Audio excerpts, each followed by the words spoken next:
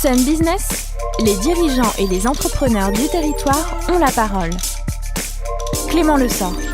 Bonjour à toutes et à tous, ravi de vous retrouver comme chaque mardi, presque à 12h30, pour parler entrepreneuriat sur notre territoire. Ça s'appelle Sun Business et je reçois pour ce nouveau numéro la présidente du GNI Grand Ouest, Catherine Quérard. Bonjour. Bonjour Clément. Merci d'avoir accepté mon invitation. Le GNI pour Groupement National des Indépendants, professionnels de l'hôtellerie et de la restauration notamment, c'est près de 1500 adhérents sur le terrain de jeu, alors Pays de la Loire et Bretagne, particulièrement Pays de la Loire. Catherine Quérard, de quels professionnels parle-t-on exactement au-delà des hôteliers et des restaurateurs ? Alors, hôteliers, restaurateurs, traiteurs, cafetiers, établissements de nuit, donc boîte de nuit, bar ambiance musicale, voilà. Vous êtes, en tout cas, le syndicat a vocation à défendre les intérêts, évidemment, de ces professionnels. Quelles sont les revendications fortes que vous portez pour le moment auprès des institutions et des pouvoirs publics ? Alors, ces revendications, elles sont de tous ordres.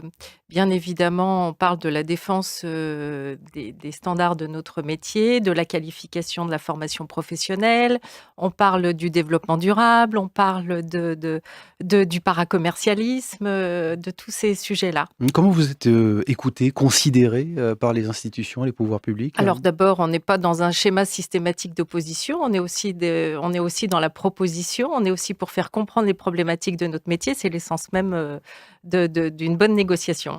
C'est quand même une forme de lobbying, on peut parler de lobbying ? Oui, bien sûr, il faut parler de lobbying, d'autant plus que notre ADN au GNI Grand Ouest, c'est vraiment de défendre les indépendants de l'hôtellerie-restauration. Non pas que les chaînes hôtelières ne sont pas des gens qui nous intéressent, mais ils ont des problématiques un peu différentes parce que l'essentiel de nos adhérents ont moins de 20 salariés.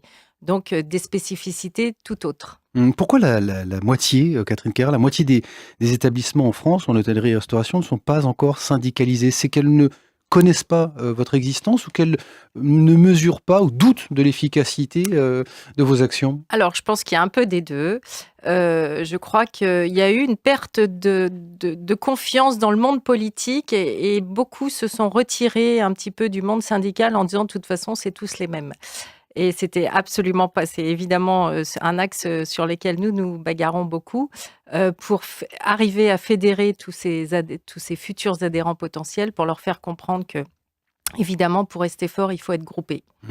Ça, c'est une de vos devises. L'importance d'être accompagné, Catherine Quérard, quand on ouvre un café, un hôtel, un restaurant. Beaucoup se lancent aujourd'hui encore et pourtant, l'espérance de vie est courte. Est-ce que c'est un manque de maturité, d'expérience, de formation qui est la cause de fermeture souvent court terme ? Alors, il y a un peu tout ça à la fois. Il y a souvent un manque de préparation pour les non-initiés. Ça demande de la formation. On ne s'invente pas hôtelier, restaurateur ou cafetier comme ça. Il y a une formation. Il faut savoir qu'à travers le GNI Grand Ouest, nous avons accompagné depuis 3 ans 60 projets. Seuls 2 sont pas allés, ont périclité dans les 2 ans.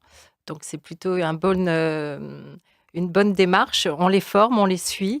D'ailleurs, à ce titre, on va avoir le workshop, donc un salon des entreprendre en hôtellerie-restauration qui se situe à la Trocardière jeudi 5 avril et dans lequel on met en avant les jeunes entrepreneurs qui veulent se lancer et on essaye de leur donner les bonnes pratiques. Bon, leur donner les bonnes pratiques et leur faire prendre conscience que justement, il y a parfois des manques de maturité, d'expérience, qu'on a tendance à confondre le plaisir de faire à manger et de recevoir avec celui de devenir un professionnel. C'est ça. Et puis, il faut savoir évidemment compter. Et puis il y a aussi l'aspect finance.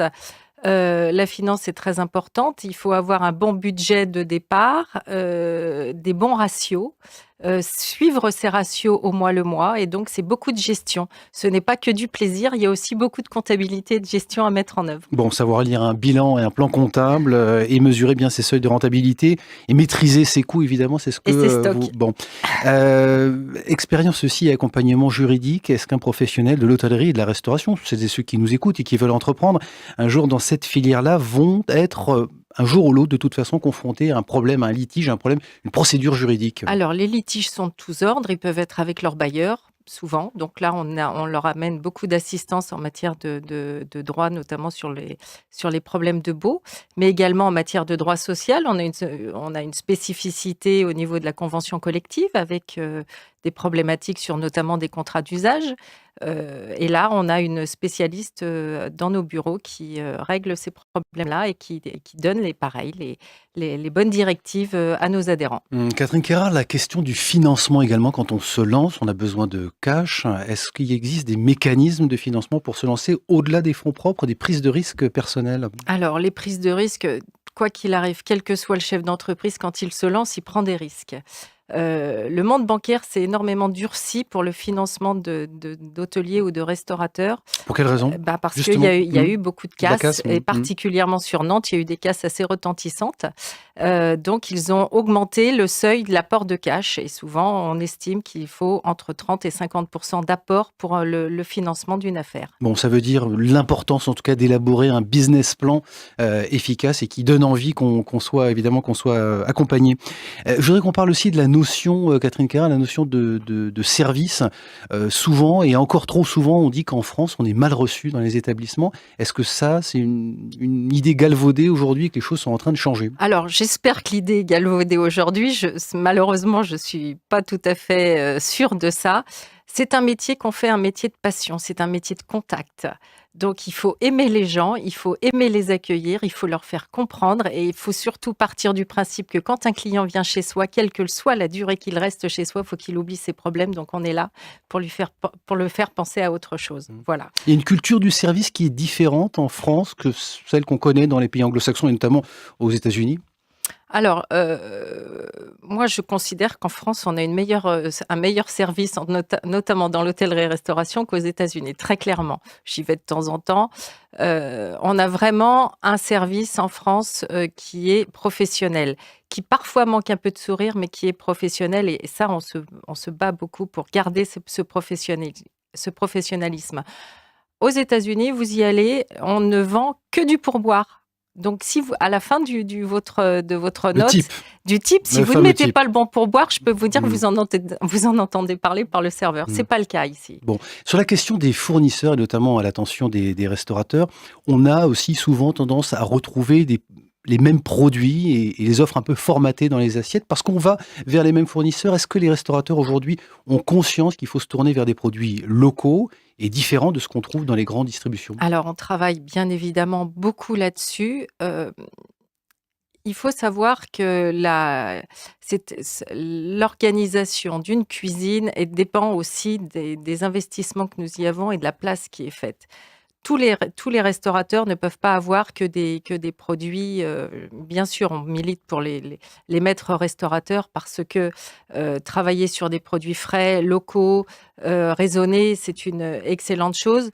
Ce n'est pas possible pour tout le monde. Ça réduit les marges, ça coûte plus cher pour le client? Alors, travailler des produits frais, ça coûte pas plus cher. C'est une question d'organisation et c'est une question de gestion de stock. C'est une question de professionnalisme. Quand on travaille avec des fournisseurs où on a des produits semi-préparés, là aussi, ça demande quand même du professionnalisme et du stockage.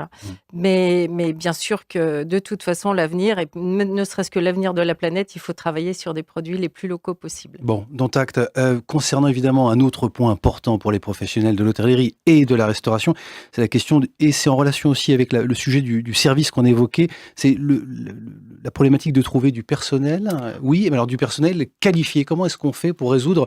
C'est un enjeu majeur aujourd'hui pour les professionnels. C'est une vraie problématique. Alors, c'est une vraie problématique, particulièrement sur le 44 et particulièrement sur Nantes. On a beaucoup de mal à trouver des gens qui sont formés.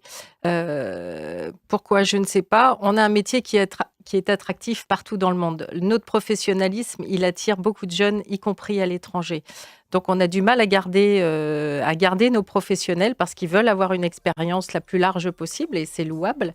Pour autant, on a besoin de former beaucoup de jeunes. Ça, Alors, une étude quand même du CHD, la consommation hors domicile, avait relevé le fait que 63% des jeunes qui ne voulaient plus travailler dans le milieu de la restauration, c'était pour des problèmes de rémunération. Est-ce qu'on est mal payé en restauration et en hôtellerie aujourd'hui ? Je ne crois pas qu'on soit uniquement mal... C'est pas qu'un problème de salaire. Je pense que c'est un problème où vous parliez d'accueil dans les entreprises tout à l'heure et dans nos métiers. Il faut savoir que souvent, nos salariés sont aussi malmenés par les clients, il faut le dire un petit peu. Et c'est pas un sous-métier, c'est un vrai métier de professionnel et ça, il faut le défendre. Donc, et on travaille aussi en décalé. On ne travaille pas que du lundi au vendredi de 9h à 17h ou 18h le soir. On travaille le midi, le soir, le samedi, le dimanche, les jours fériés. Donc ça aussi, c'est plus problématique pour la construction d'une vie familiale. Et certains jeunes partent du métier quelques années et reviennent après. Catherine Quérard, peut-être pour terminer, est-ce que les professionnels de la restauration et particulièrement de l'hôtellerie sont inquiets à l'annonce et au début des mouvements de grève aujourd'hui qui vont toucher notamment notre territoire ? Je parle des transports particulièrement. Bien sûr. Ça va les impacter leur chiffre d'affaires a priori ? Bien écoutez, on a connu la période de 2016 qui a été dramatique pour certains de nos confrères.